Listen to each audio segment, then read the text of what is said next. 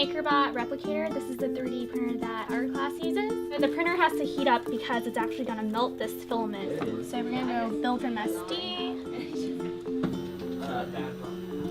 So what we're printing here is a stretchy bracelet. So what the printer does is that after it melts the filament, it will start printing the bracelet layer by layer like a cake.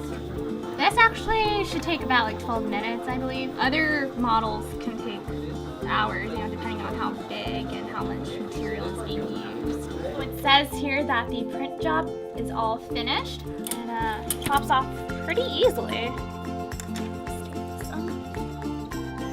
And here we go, a stretchy bracelet.